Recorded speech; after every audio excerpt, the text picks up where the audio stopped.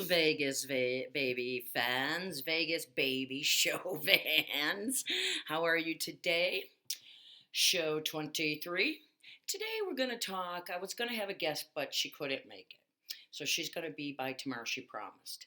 So today we're going to go, we're going to kind of continue our journey, mine and Bill's journey of the 16 years of VHL that Bill had.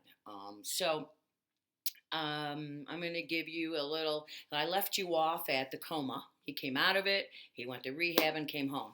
And then I forgot. I should have finished with, and I didn't.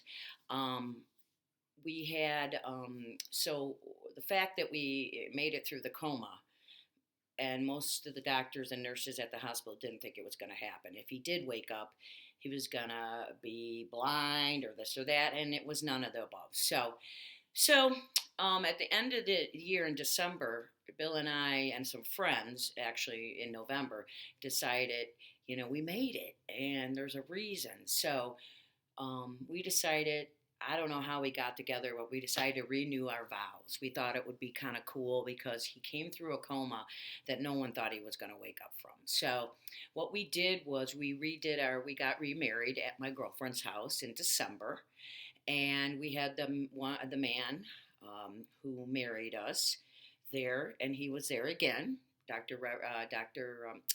Reverend Hobbs, Doctor. What am I talking about? Reverend Hobbs, who we all grew up with as kids. He was our minister, and he came to my friend's house and remarried us. So we had very close friends and family there only. And anybody that was close to us or involved with the illness was invited. So, and what we did was Bill had wore, black when we got married. He had a black and white tuxedo, and I wore white, my wedding gown. Yeah. Whether it should have been white or not, we're not talking about it. And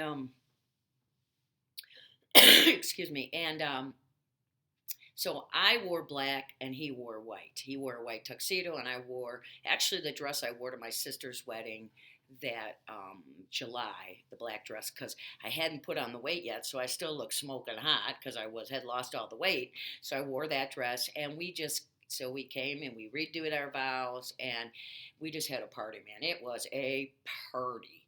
Um, my parents alone brought a case of champagne, and that was gone. And we had food. We had somebody taking care of us. There was food. It was really great. So it was a good way to end a very rough year in 1992. So that was a good way. And then from 92 to 95, every year, 93, 94, Bill had surgeries. He had brain surgeries both years.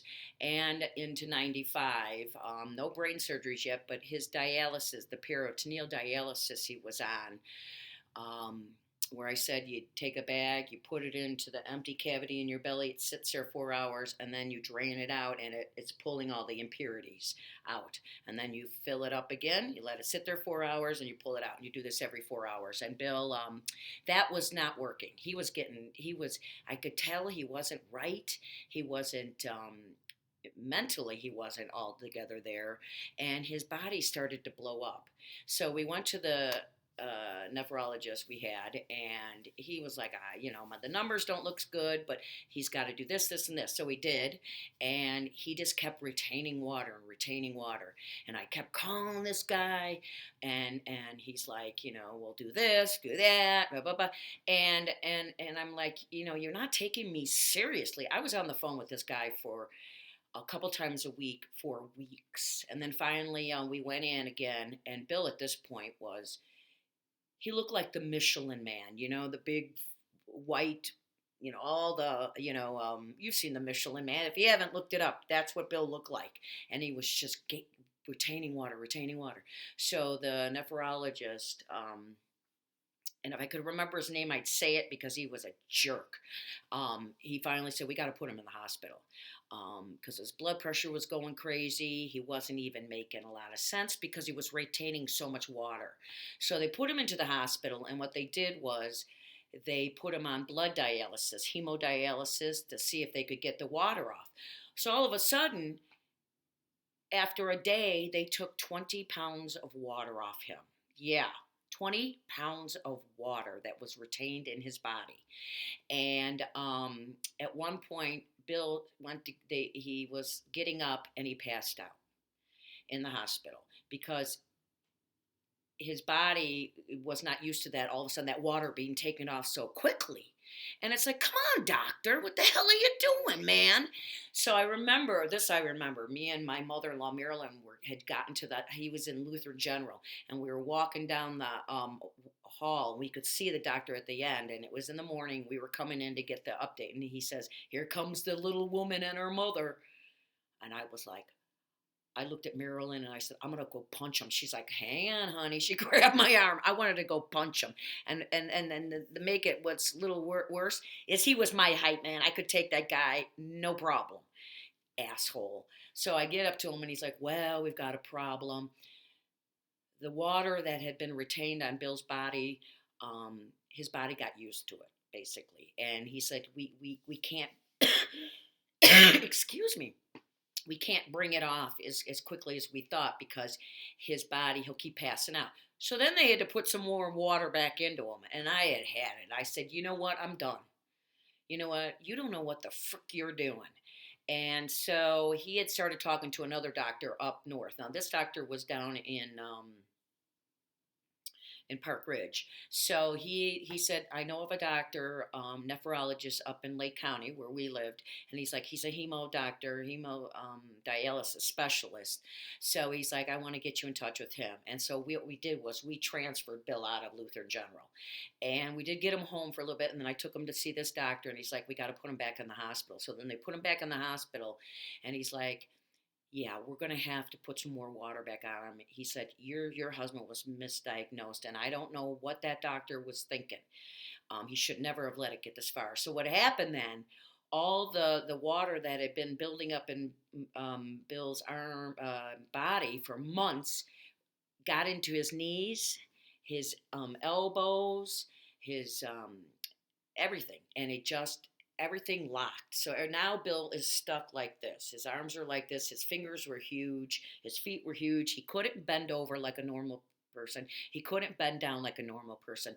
So then they put some more water back on him, and he's like, he's going to have to be on hemodialysis. He can't go back to that other dialysis. It doesn't work for him. And I don't know why. He said, I don't know why that doctor didn't see it. So now we had to go to the center every 2 days to have hemodialysis. And there was some bumpy times there too. His blood pressure was going up and down, and they were just like, we have got to be careful with this man. So in the meantime, we were also in touch with Bill's brother. God bless him, Keith, had been tested because Bill had such a rare disease. There was no blood test for it yet.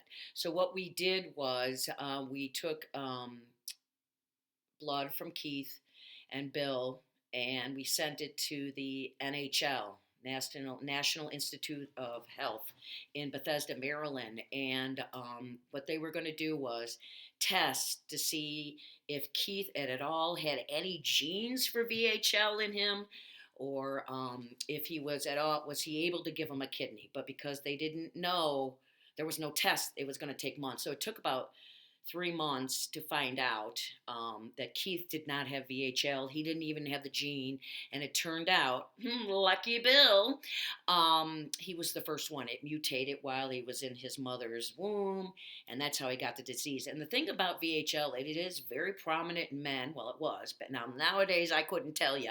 But back then they said it was very prominent in men, and if one person had it, one of the boys, there was a good chance the other ones would, but because Bill was the first one, he did not inherit it.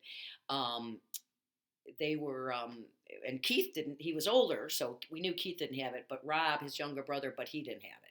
So we're like, okay, good. So Keith was given the okay to give Bill a kidney. And we were at this point where we're like, we got to do something. They're like, we got to get, the doctor's like, he needs a transplant because he's not going to be able to live like this. He's just not. He'll eventually, the doctor's like, he's going to succumb to this and he's going to pass away because his body can't be going up and down with the fluid and this and that what had from the one doctor. So we had gotten in touch with a kidney transplant doctor. Fast forward to that, and this was kind of funny. It wasn't, but it was. And I had talked to his doctor, his nurse, on the phone many, many, many times, the transplant doctor, and I told her all of Bill's, operations and his disease and this and that, and he had brain surgeries, and she's like, "That's not a problem. We can still do the kidney transplant." Great. So we all went down there. We were basically going down there. We had met with a kidney transplant doctor before, but now we were going down to set up the operation for the actual transplant. So his mother went with, and his one brother wanted to go with too to learn about it. So we all went down, and Bill was just like, "Oh my God, I can't wait to get this thing going. So we get down there and we're talking to the doctor, and I say something about, his brain surgeries, and the doctor said, "Excuse me, what do you mean about brain surgeries?" And I told him, he's like, "Whoa. Oh, okay. I didn't know he had all these other issues." And I said, "I'm sorry, sir, but I told your nurse." And he's like, "We got to stop the transplant right now." I thought Bill, he had to fight back the tears there. And so did Marilyn. And me, I was just sitting there with my mouth open. I'm like, "What are you talking about? We drove all the way down here to set this up. You told us it wasn't a problem." She told us it wasn't a problem. She's sitting there. Oh, boy, did she get in trouble. And after that, that woman never spoke to me again. Do you know that? Never again. I mean, she would set things up, but it was never, there was no niceties because she got in trouble because she did not listen to me or whatever. I don't know, but I had told her he had VHL, he had had how many brain surgeries, and she said it wasn't an issue. But when the doctor found out, he stopped it. He's like, "I can't do this." And we're like, "So you're never going to be able to give him a transplant?" And he's like, "I'm going to have to research this. I'm not familiar with this disease. And so you're going to have to give me a little time." So he goes, "I'm going to reach out to doctors around the country. I'm going to reach out to his neurologist." He goes, "You're going to have to give me some time." And I apologize for bringing, we had to go all the way down to, oh, I can't remember the name of the hospital, but I'll think of it. Rush. That's where we were. And we drove all the way down there from where we lived up in Lake County. And if you don't know where that is, most people listening do, but we're like 10 minutes from the Wisconsin border. So we had to drive all the way into the heart of Chicago where Rush is. That Rush is really way down there. And just to be told it wasn't going to happen. It was a rough ride home, and I had to try to pick Bill up. I'm like, "Now listen, he didn't say it was no," and da-da-da.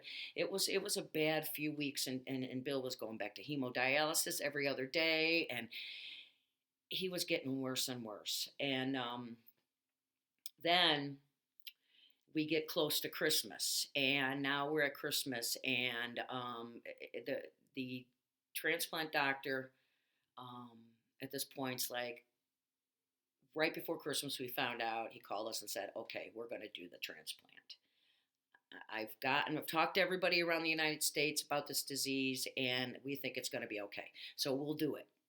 We set it up for January. Okay. So this is December now, and we a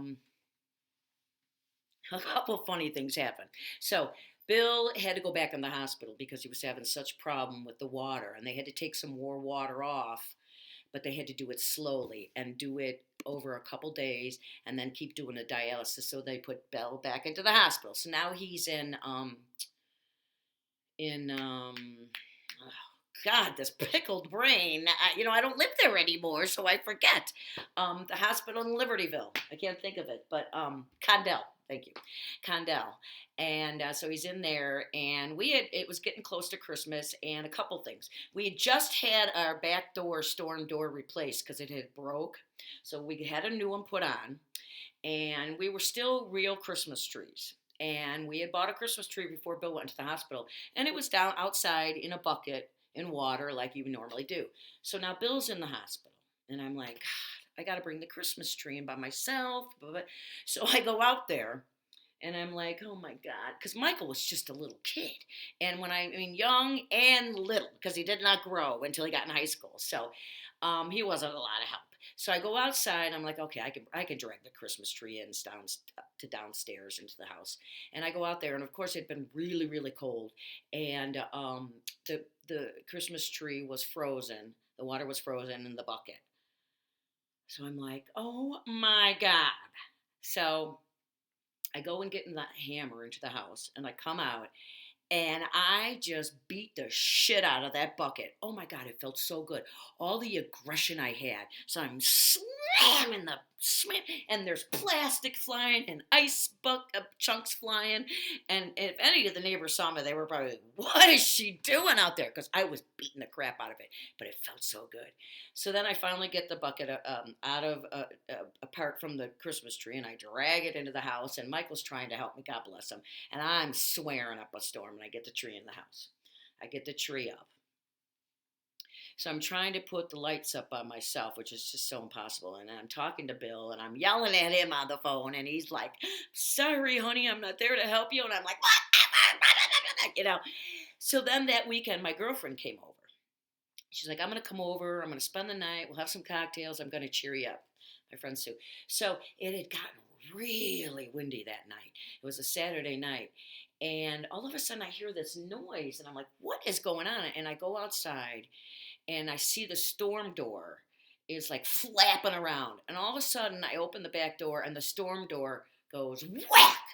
And it had unlatched itself because it was so windy, and then it just took it and whacked it over, and the wind just whacked it and just swung it wide open and broke it. I'm like, oh my God, that is it. I was so mad.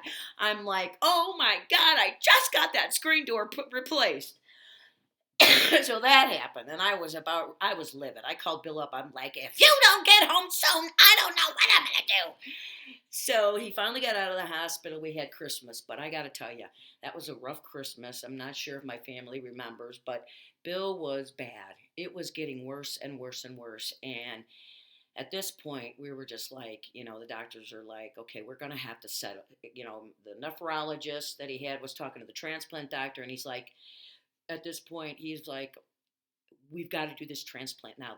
I don't know how much longer this poor man can last, because Bill was just, he could hardly walk. He just wasn't. Christmas, he just sat there, and he did not have a good time. It was, he put the smile on the face for the family, but there was a lot going on with him and me that we never let know that he was really close. Had he not had the transplant that January, he would never have made it to February. They were very, very concerned. So thank God. And then I told you right before the transplant, I told you about how all the falls he took. He slipped and fell, broke his collarbone. Almost got the transplant canceled, but they didn't. So on January, I want to say it was the 24th, his brother gets to town. We go down and we had the transplant. And I've never been so excited to see P in my life, because after when Bill came out of surgery, we were waiting in the recovery, and then the nurse came out and said, "You got to come in here." And I said, "Okay." So I went in there, and they had a bag on him so he could pee into his penis, up his penis, because he couldn't get up and pee, and it was filling up with pee. And they're like, "It's working." And it's like, oh my God, we're clapping in the recovery room, his mother, me, and his brother, and about seeing pee in the bag. It was just hilarious. And then Bill wakes up, he's like, "What's going on?" We're like, "You're peeing." Whoa. So that was a good time. God bless his brother. He gave him his kidney. And the thing about kidney transplants, people don't know, because the kidneys are back here in your back. So they have to go through there to take out the kidney. And they didn't tell Keith. But apparently his ribs were kind of in the way. So they had to break two of Keith's ribs to get the kidney out without damaging it. And then what they do is they put the new kidney in this open cavity that I told you we have in our belly, and that's where the new kidney went for Bill. But Keith, yeah, he was in some pain. He's like, "They didn't tell me it was going to be this painful." His surgery was way more painful than Bill's was, and we got home and things were just looking up. And then we had a little hiccup, had to go back. There was a little leakage problem. We had to go back 2 weeks later into the hospital. They fixed it. Bill came home on the mend. Um, when we had finally gotten Bill home and things were settling down, and I could actually take a breath, go, because at that point, before Billy had his kidney transplant, I was lifting him up into the tub because we had a tub shower, and because he could not get his legs over, I had to pick him up and put him in the tub. I had to do everything. I was lifting this man, and I'm not a big woman. I'm 5'1" and a half. Well, I'm 5'1" now, but and what happened? The weirdest thing happened. As soon as things settled down, I kid you not, and I finally took a breath, two major things happened to me. One, all of a sudden, I started losing my hair in the back of my head. And they call it alopecia. And some people have it as a disease, like they have no eyebrows, they can't grow hair. Well, I had a spot about this big in the back of my head, and all of a sudden I lost my hair, and it was bald. And then all of a sudden I couldn't move my arm. And I'm like, oh my God, my arm was just locked. And it was in so much pain. So I'm like, what is going on here? I'm freaking falling apart. So I go to the doctor, and he's like, well, what's happening to you now is everything you just, because my doctors were Bill's doctors down in Chicago. So my regular doctor, because he was always there, so I might as well. And they knew, and they're like, what's happening to you is you let your body, Bill got the kidney transplant, and he's better. His mind was better. He was thinking clearly. He was back. And he was Bill again, and because all the toxins were out of his body. And the doctor said, and you went, and your body did too. And then all the stress that for the last 92 to 95, 96, caught up with you. And that's why my hair fell out, because of the stress. So I got alopecia. And he said, you hurt your arm probably along the way picking Bill up all the time, but because mind over matter is very real. And I learned a lot about that during this illness on my body. And he said, your body did not let that injury that you did to your arm picking Bill up, you just didn't let it through. And I said, how is that possible? If I hurt my arm, he's like, ma'am, minds are funny. So they took an x-ray, and he's like, you strained some stuff in here. And he goes, you just need to just relax and let it heal. It did. And but I had the alopecia, and he's like, I don't know if it's going to grow. And people at work would walk by me and go, oh, because it felt like a baby's butt. It was so soft, the bald spot.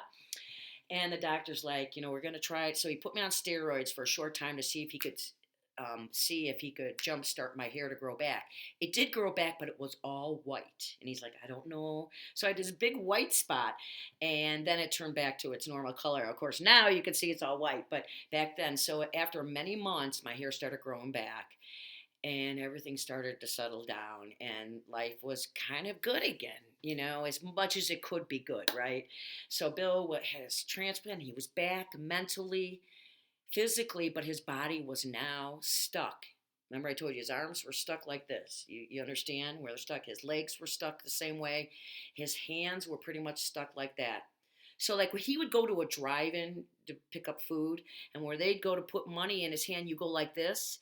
He couldn't do that. So they just had to drop it in so many times. He said they dropped the money because he couldn't close it. So everything was stuck like that. There wasn't anything they said they could do because the fluid had built up into the tissue. So now the tissue was stuck. And then it started, arthritis started to build up. So as years went on, it got more and more painful for Bill. But he was mentally back. He felt so good. He was like, oh my God, his brother was a saint. And, life was good again. Bill was peeing, and he didn't need dialysis, and he didn't have to be on a strict diet. So, but then we had to live with the new part that that it was tough for him. So we went on like that for a while. So, but the kidney transplants, I cannot tell you, and the day he died, that kidney was in there 12 years. Now they told us, Bill and his brother, that was the other thing. They told us that they were almost a perfect match. There's 6 categories that you have to match. He was 5 out of 6. Yeah. And his other brother also tested, Rob, and he was 4 out of 6. So if something would have happened to Bill, like the kidney, it would have worn out if Bill had lived longer, and he needed a new kidney, we were going to go hit Rob up next. But They said they lasted. They said because his was such a good match, and he was going to be on a low dose of medicine. Um, it was going to last a while. It could last. They were saying like 14, maybe 18. They didn't know. It was really, but it would have been 12 years, and that kidney was still working when Bill passed away. So that was not the issue. Um, but um, but because Bill had kidney transplant, there was one bad thing about the kidney transplant is you have to be on anti-rejection medicine the rest of your life. And because the one good thing is that Bill was such a perfect match with his brother, such a close match. His dose was low, but still, it's bad. And it turns out, throughout the years, as we'll get into it, Bill ended up having 12 brain surgeries and 4 radiation brain surgeries. And after it was all said and done, and what they were pretty sure of later, because the lesions on his brain kept growing back, and it would grow back on his brain stem. So that's a very tricky surgery. So every time they went in, they had to be so careful because your brain stem, there's a lot going through there. And so the anti-rejection medicine is a good thing and a bad thing. It's good for one thing only, and the kidney. It's not good for anything else. So it's bad for everything else. Like he couldn't even take ibuprofen anymore. Tylenol didn't relieve his pain, so that was a bad thing too. We needed pot back then to be legal, so he could smoke it. Which, by the way, one time I went to the doctor, his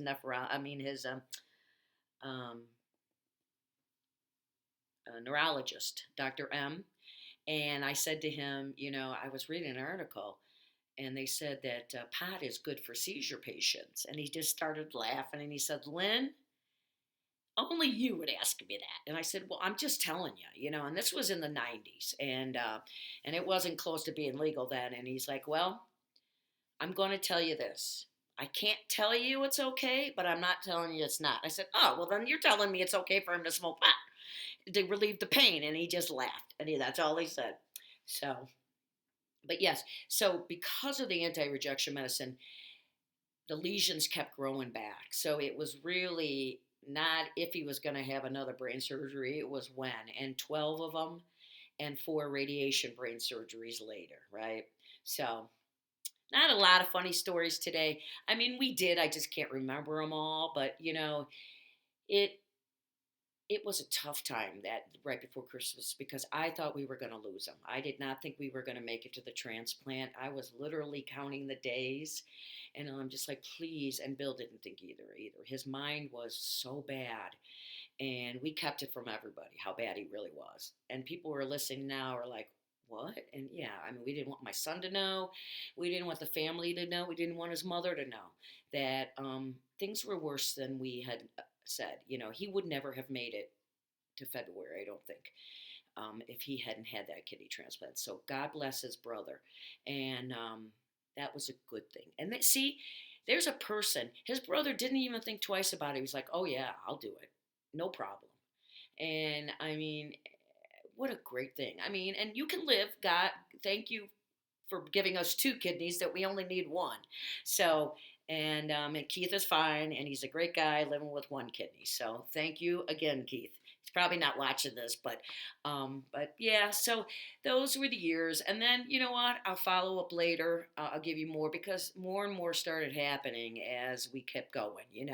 So there's more. There are some funny stories, but we did make it through, and he got the kidney transplant. So I don't know if anybody's going to like this, but you get to hear that. You get to hear some of the things that maybe you didn't know were going on. We didn't tell a lot of people some of the real stuff. And there was some times where, you know, trying to get Bill to even drink water, because they were like, water, water, water, water after he got the kidney transplant. It was tough, and there was a couple one time we had a fight. Okay, this is a good one. And I was yelling at him. Did you drink this much water today? So I went into the kitchen and we were standing there yelling at each other about him drinking water. And I was just like, I don't know what else to do. I'm calling your mother. So that's when we still had pick up phones, and I dialed her number and I said, why don't you talk to your mother? Because Marilyn would have given him shit. So he goes, hang up. So I hung up the phone. Well, I didn't hang it up all the way. So Marilyn heard the fight because we were still yelling at each other. And because I was just so mad at him. And I understand what his frustration was, as he's like, he didn't feel good, and he was like, all that. So, so Marilyn calls back after the phone was because we realized it. I said, "Oh, great! I hope your mother didn't hear it." Well, she calls, and she's like, "Are you two okay?" And Bill's like, "Yeah." And then I talked to her, and she's like, "No, you were right." And I said, "I know," but I was so embarrassed. I'm like, "Oh, great! Your mother heard the fight," but it was okay. But it was, there were some tough times, and but Bill always put a smile on his face the best he could. And that Christmas before the transplant in 1995. I remember I could still see him sitting there in the chair downstairs. Everyone's there, and he's just trying to muster a smile. And it was tough. So, you know what? He was a good guy, and he always put other people first when people were around. He always put Michael first. Michael didn't know any of this stuff. We kept all of that from him. He had no idea. He knew Daddy was sick and this and that, and we needed a kidney transplant, but he didn't really know the gist of it. And then my dad at the kidney transplant stayed at the house, and him and Michael had a good time. He babysat him for a couple, because I spent the night at the hospital at the hotel. There's a hotel right by Rush, and they give it to you cheap for patients, family members. So I was down there because there was no way I was going to come home and come right back. So I just spent the night. My dad spent the night with Mike, and those two had quite a good time. I got to tell you. So, but that's it. That's the story of the kidney transplant, and then I'll do some interviews, and then next week I'll tell some more of the story because I don't want to bombard people. So that's the story, and I'm sticking to it. And with all this thing with this virus going around, you know what? Now I got to tell you to wash your hands. Just wash your hands. I have a big sign when I walk in the door, wash my hands. When you're out and about, wash your hands. Try not to. I have a problem because I do cough because of my allergies. So I do have to do that when I'm out, but I have to. So I immediately come home and wash my hands. So wash your hands.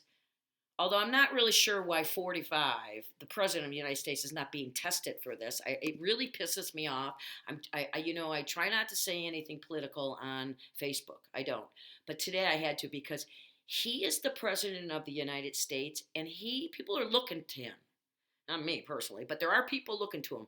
40% of the Americans somehow like him, and they're looking to him for guidance, and he won't even be tested. And he was on Air Force One with somebody who has it. So what does that tell you? Why is he so afraid? I don't get it. Is he afraid we're going to find out he has venereal disease? What? Tell me. So please, get tested, President. 45, what's wrong with you? You have to be the leader of this country right now more than anything. I don't like you, but I want you to lead us. Make people not so afraid. We're going right into a recession. My financial dude told me in December we were going to head into a recession, but he didn't think it was going to happen this soon. But we're there, and it's only going to get worse before it gets better. And we're going to bounce back like we always do. But, I know people who depend on people spending money, and a recession is not a good thing. And we're supposed to go to Ireland in 2 months. Who knows what's going to happen there? Because I don't want to go to Ireland and get stuck there, but we'll know by April. But yeah, me and my family, there's like 12 of us going to Ireland. And it's like, but are we? I don't want to get stuck there. So, anyways, I just want everybody to rally together because this is a tough time. So don't freak out. Just wash your hands. It will get a little worse. It's got to get worse before it gets better, but hopefully they can get enough test kits out there. So this is when we really need to be together. Smile at somebody, make somebody laugh now, because people are worried, okay? So you know what? If you're worried out there and you need something, just turn my show on and take a look at this face. Remember, it's a good looking face on a dad and a brother. Daughter, Lynn, it's so good. You know what I'm saying? Don was handsome. Scott, well, Scott's okay. Nah, I'm just kidding you, Scott. But if you need to laugh, my face is always a good one. Because I wake up every morning and I look in the mirror and I'm like, what's going on, gorgeous? Not. So I crack myself up, don't I? So that's it for my show. Love one another, help each other out, smile and say hi to somebody, and wash your hands. And I will be back for sure tomorrow with my special guest, who I'm really looking forward to, and the song. I was thinking about singing a song today, but nah, not today. Although it's been cloudy and raining here, well, now the sun's back out. So gray skies are gonna clear up. Put on a happy face. Da, da, da, da, da, da, da. Put on a happy face. Raise that sunshine all over the place. If you put on a happy face. Thanks for watching the Vegas Baby Show starring me, Lynn. Love you guys. See you tomorrow. Keep on rocking and rolling.